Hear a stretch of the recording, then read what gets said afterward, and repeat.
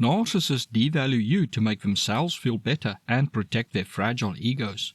They will commonly attack or insult you to make you feel less than others, maybe by saying that you are stupid, silly, or an idiot if you make a mistake, or claim your success is not that great. However, some narcissists, often covert narcissists, will devalue you not by directly attacking you or someone like you, but by making it clear through their actions that you are not worthy of their time. Yet the way they do it is often so sneaky that the devaluing is mostly missed at first. Hidden devaluing is a term I use to describe a very calculated and sadistic form of devaluing.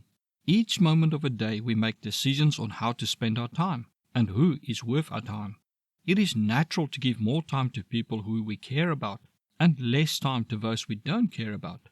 As narcissists only care about themselves, they only allow time for you when they can get something out of it.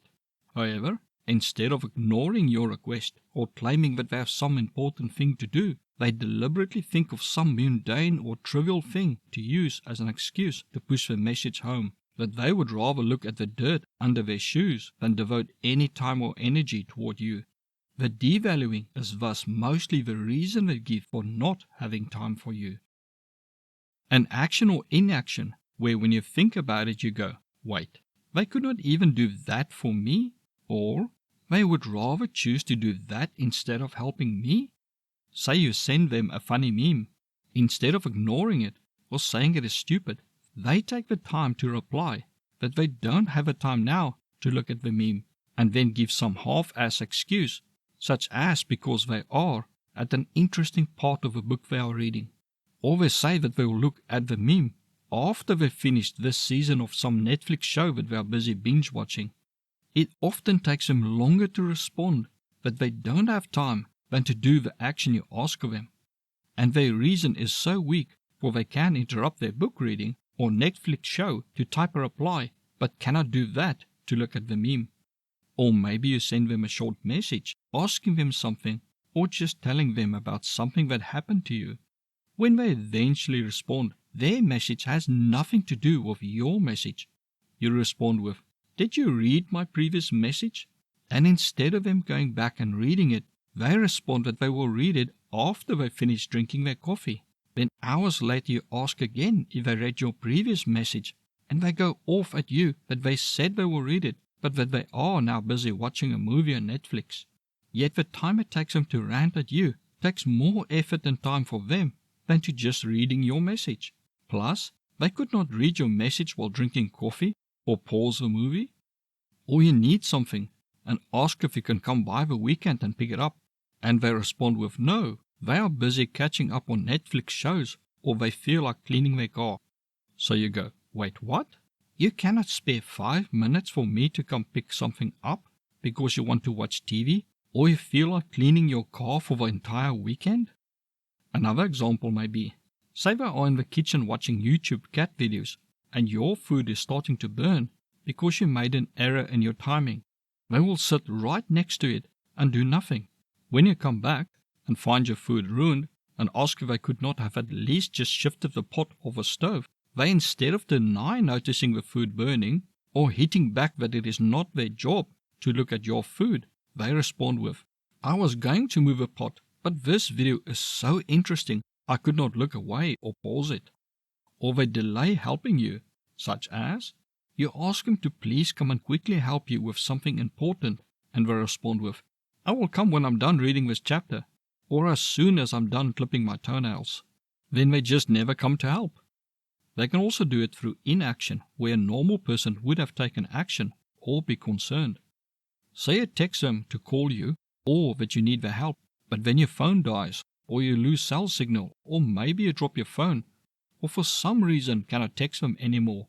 Hours or maybe even days later when you finally get your phone working again, you see there's no response from them.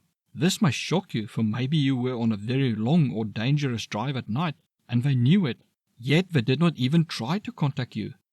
When you ask them if they saw your message, and if so, why did they not respond, they reply something like, "Oh, there was a nice movie on TV and I wanted to finish watching it first, but then I forgot to reply."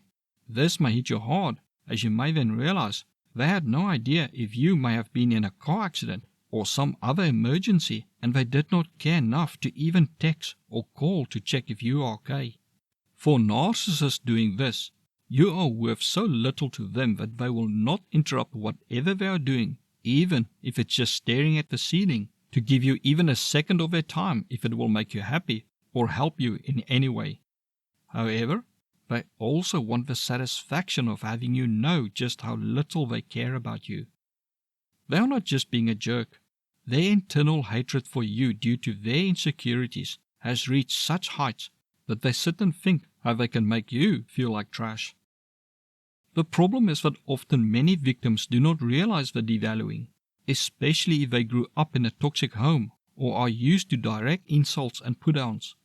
This kind of devaluing may seem nothing or not worth getting worked up about.